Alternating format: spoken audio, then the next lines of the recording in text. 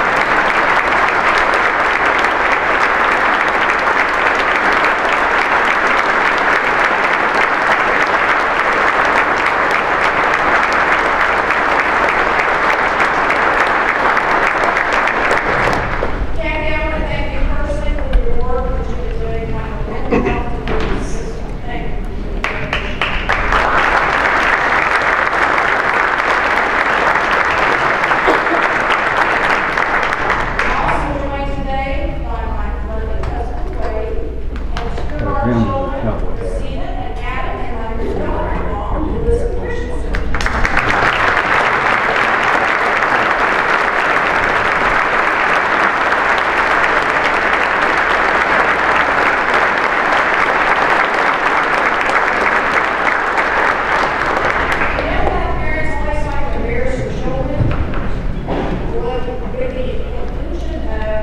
Modern technology.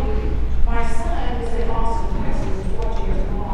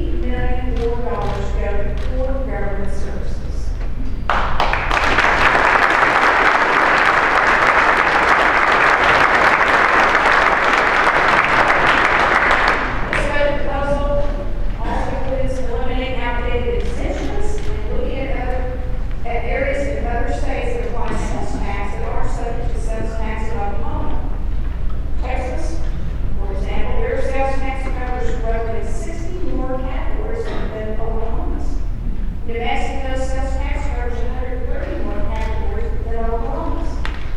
These services component of the economy has for decades been the fastest growing segment in the U.S. economy, and our tax code is not reflect that. If we don't adjust our tax structure to reflect the change in commerce, there will be increasing pressure to raise government revenue in less palatable ways. So this approach could help us solve this issue.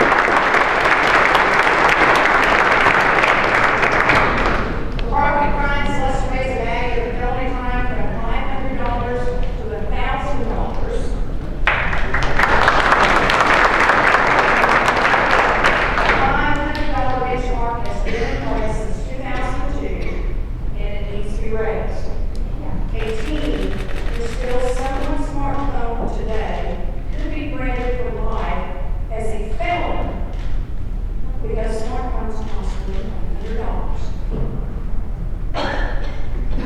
20 years ago, those cell phones cost less than $100. My 40-year task force of law enforcement professionals recommended these proposals, which if fully implemented, could prevent thousands of people annually from becoming a felon for life, which makes it harder for them to get a job, makes it harder for them to support themselves,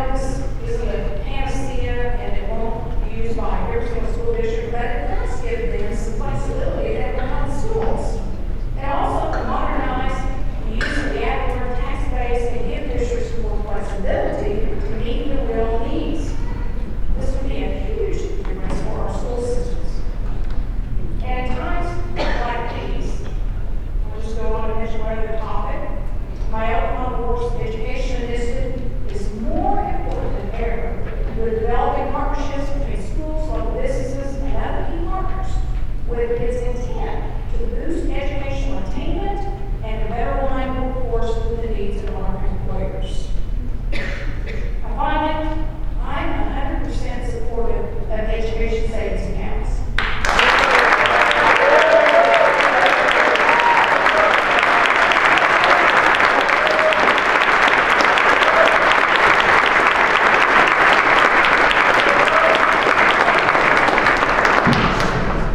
All students learn differently and should have the opportunity to choose a school that has the best environment for the best students to become successful.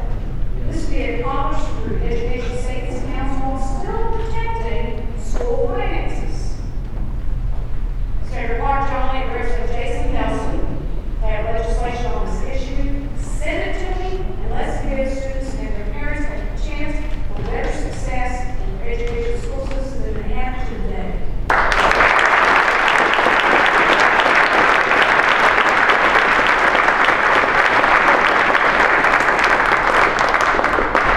I do recognize that some of the things I've been asking you today to do are some of the hardest things that maybe you've ever been asked to do by a governor, but they are some of the most important things that we need to do for our state. That we were sent here to lead. And we need to do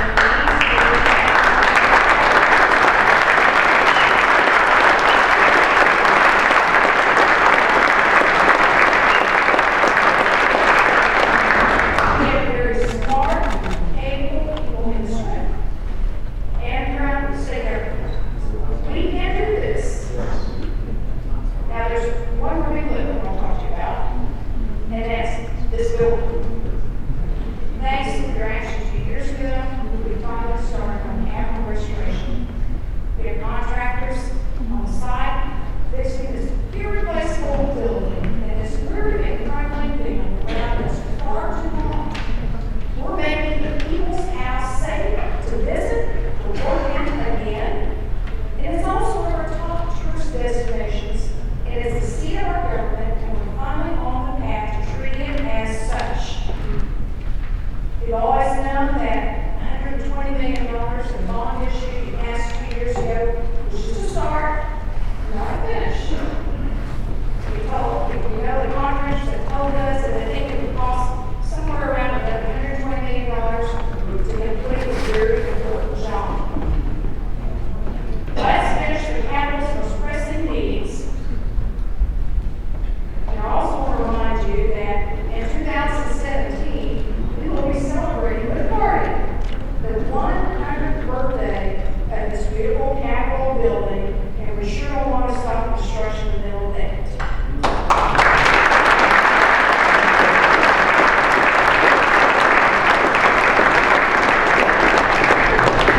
Interest rates remain low, and the new bond wouldn't be issued until 2018, when 40% of our existing bond principal rolls off the books.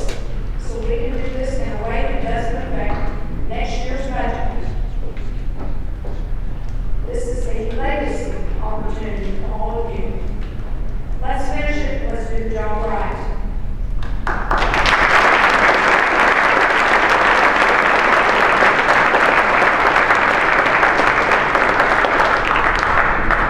Oklahomans are known for their can-do spirit, the days the land runs, to the booms and busts in our economy, to moments that shook our core sense of well-being. We are the best during our most challenging times, and we do it. If you think back over the last 5 years, we've overcome many challenges, and we've had many successes. In 2011, Oklahoma's unfunded pension liability was $16 billion. But we cut it in half, and it stands at about $8.8 billion today.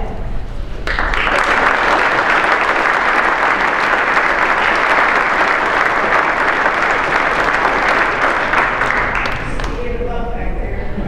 Good job. We made Oklahoma business friendly. We enacted tort reform measures, moving Oklahoma from 42nd to 33rd and reducing frivolous lawsuits.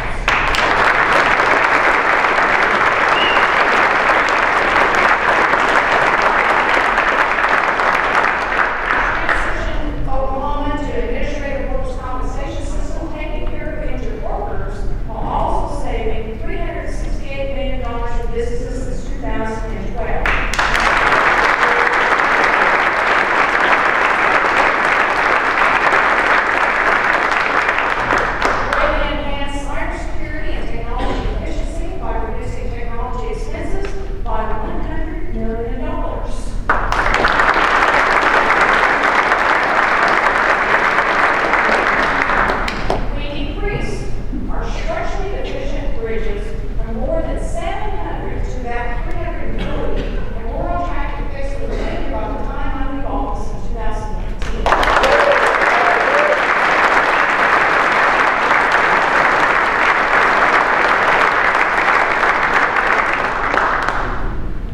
Chancellor, we've increased the number of degrees and certificates and beat our goal by averaging 2,788 additional degrees and certificates a year, building a better educated workforce.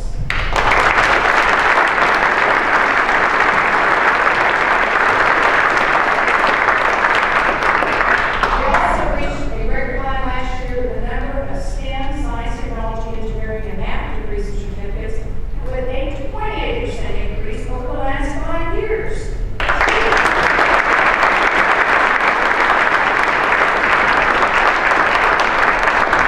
We enacted the Reading Sufficiency Act, which I have long championed.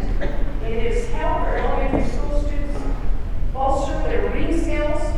State fourth grade readers improved their reading scores by 5 points in 2015, putting Oklahoma above the national average of the third most significant state gain in the country.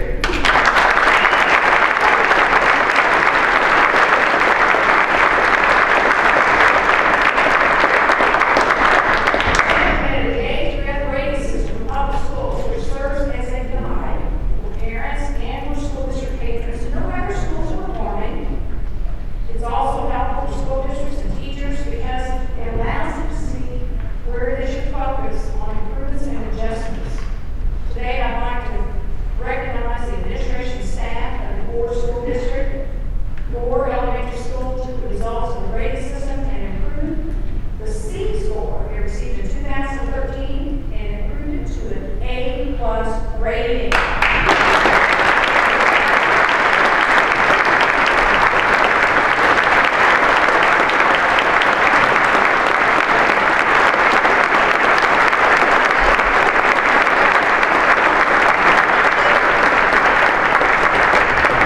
It's working. Exactly the way you want it to. Fort Elementary has also improved its scores, going from a D- in 2013 to a C+ in 2015. So I appreciate all your hard work faculty and students. Some are with us today, so thank you so much for joining us here today. Congratulations.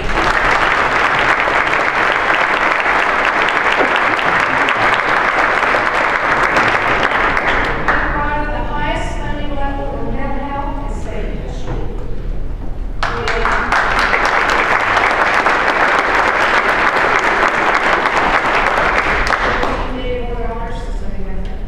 And we enacted historic legislative action to decrease the number of people who are addicted to prescription drugs and reduce substance abuse fatalities in the state of Oklahoma.